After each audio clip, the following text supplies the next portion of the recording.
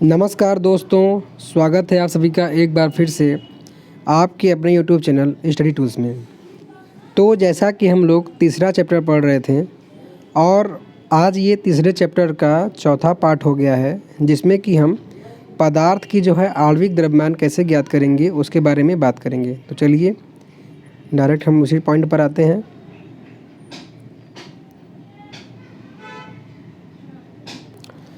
तो जैसा कि हम लोगों को अब यहाँ से पढ़ना है 3.5 से, जो कि दिया हुआ है कि आणविक द्रव्यमान एवं मोल संकल्पना। तो आज के इस लेक्चर में हम आणविक द्रव्यमान कैसे ज्ञात करते हैं इसके बारे में पूरा अध्ययन करेंगे।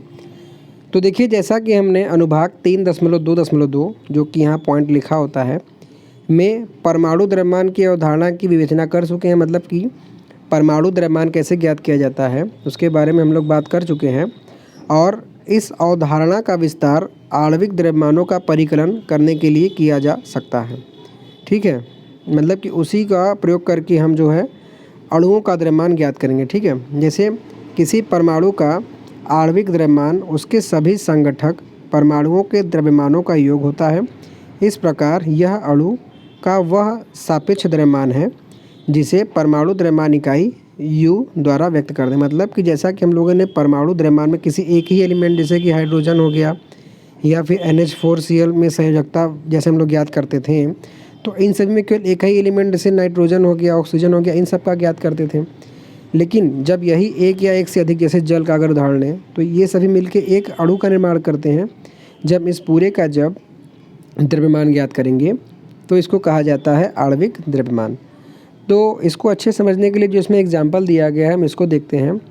तो जैसा कि उदाहरण 3.1 दिया गया है कि जल H2O के सापेक्ष आणविक द्रव्यमान का परिकलन कीजिए। ठीक है, जल का हमें परिकलन करना है उसके आणविक द्रव्यमान का। देखिए, तो होता क्या है कि पहले में इसके सभी एलिमेंट जो कि इसमें कौन कौन सा है जल में हम जानते हैं एलिमेंट होता है H2O।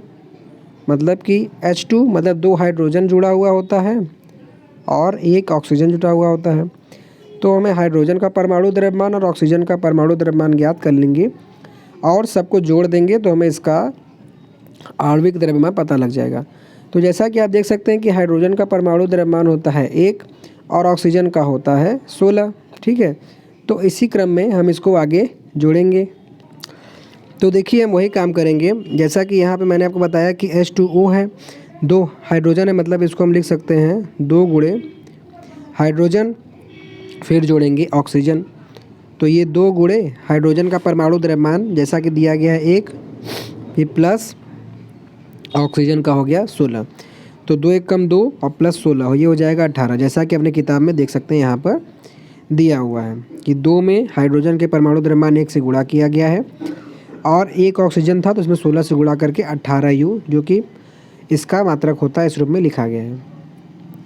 अगर इसका दूसरा उदाहरण हम देखें जो कि दिया गया है नाइट्रिक अम्ल का, जिसका सूत्र होता है HNO3। तो यहाँ पर आप देख सकते हैं कि यहाँ पर हाइड्रोजन का एक परमाणु है। ठीक है, तो इसको प्लस नाइट्रोजन का एक परमाणु है, लेकिन ऑक्सीजन का यहाँ पर 3 परमाणु है। तो 3 गुणे ऑक्सीजन का परमाणु। और सभी में पता होना चाहिए कितना कितना होता है परमाणु द्रव्यमान। तो हाइड्रोजन का 1 यूनिट है और ऑक्सीजन का 16 है और नाइट्रोजन का है 14। तो इसी क्रम में लिख के हम नीचे इसको जोड़ देंगे गुणा करके।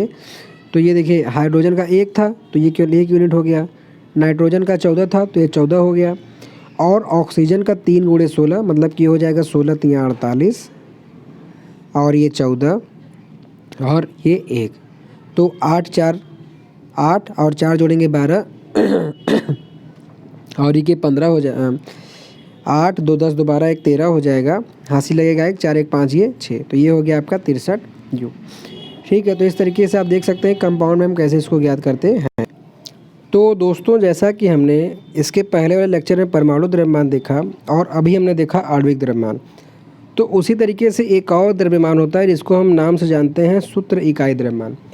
अब ये क्या होता है और इसकी ज़रूरत कब पड़ी? तो देखिए, होता क्या है आणविक द्रव्यमान में क्या होता है कि जो परमाणु होते हैं परमाणु होते हैं वो एक दूसरे से जोड़ के जो है अणु का निर्माण करते हैं।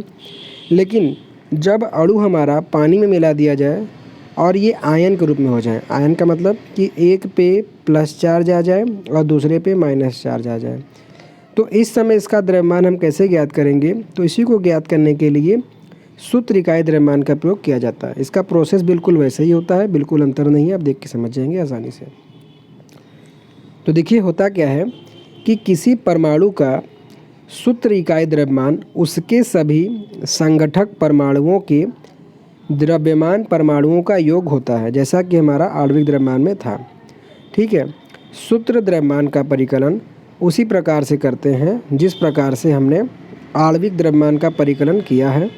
अंतर इसमें केवल इतना है कि यहाँ पर हम उस पदार्थ के लिए सूत्र इकाई का उपयोग करते हैं जिसके संगठक आयन होते हैं। जैसे इसका उदाहरण हो गया सोडियम क्लोराइड। तो जैसा कि आप देख रहे हैं इसका सूत्र NaCl है, लेकिन इसको जब हम पानी में इसको मिलाएंगे तो ये सोडियम आयन और क्लोरीन आयन में टूटेगा। ठीक है, ये आपको केवल गणना करना है, तो आपको इस तरीके से तोड़ना नहीं है, आपको बस खाली समझना है। समझने के लिए मान लीजिए कोई आपसे पूछे कि दोनों में अंतर क्या है, तो उसके लिए तो देखिए होता क्या है कि जो सोडियम का परमाणु द्रव्यमान होता है वो होता है 23 और क्लोरीन का होता है 35.5। तो ये दोनों को जब हमने ऐड कर दिया, यहाँ आप देख सकते हैं, तो NaCl का इसका द्रव्यमान आ जाएगा, इकाई द्रव्यमान 58.5 U परमाणु द्रव्यमान इकाई। ठीक है, तो इस तरीके से हम इसका भी गणना कर सकते हैं। आशा करता हूँ कि आप समझ गए होंगे, किसी प्रकार का कोई दिक्कत नहीं होगा।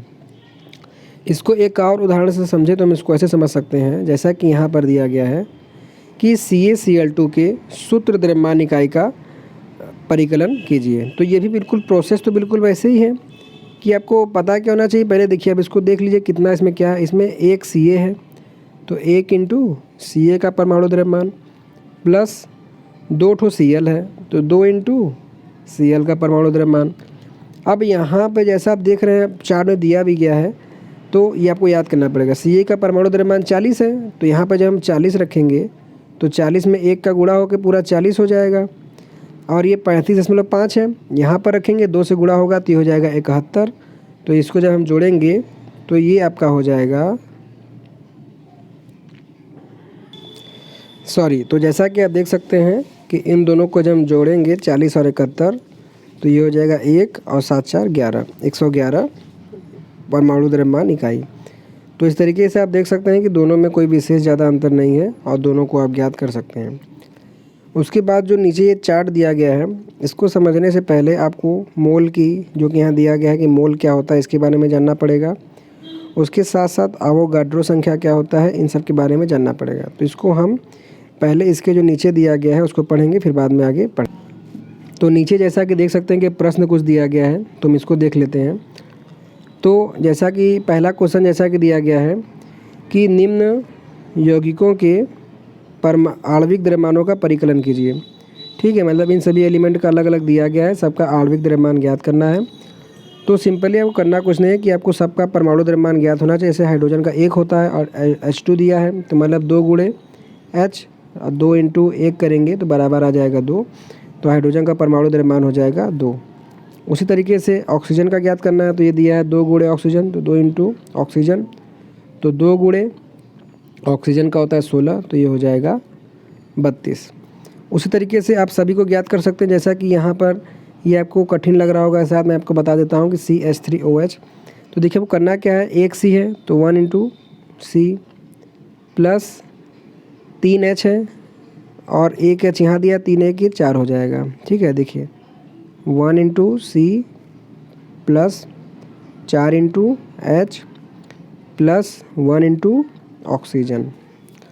कार्बन का 12 होता है, तो 1 × 12 प्लस हाइड्रोजन का 1 होता है, तो 4 × 1 4 हो जाएगा, प्लस ऑक्सीजन का 16 होता है, तो 16 × 1 16 हो जाएगा। तो देखिए 12 × 12 और 16 और 4 जोड़ेंगे तो ये हो जाएगा 20 और 20 और 12 हो जाएगा 32। तो इस तरीके से आप सिंपली ज्ञात कर सकते हैं। ठीक है, बाकी आप कर लीजिएगा।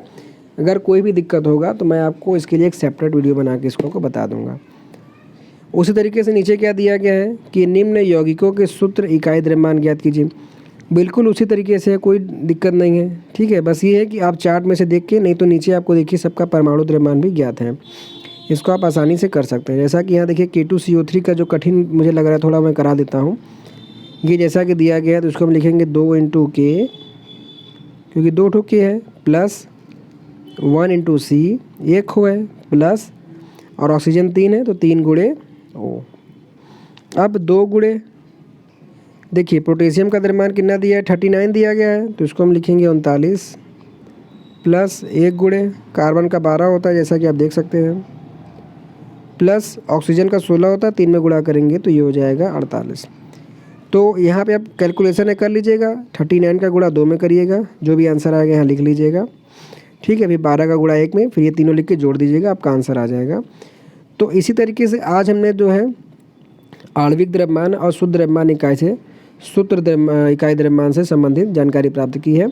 आशा करता हूँ कि आपको बताया गया जानकारी समझ में आया होगा। अब इसके बाद जो नेक्स्ट लेक्चर आएगा उसमें हम मोल संकल्पना क्या होता है इसके बारे में बात करेंगे, और जब आप इसको समझ जाएंगे तो इस चार्ट में क्या कहना चाहता है कि इससे आपको क्या समझाना चाहिए, समझाया जा रहा है, इसको आप समझ जाएंगे।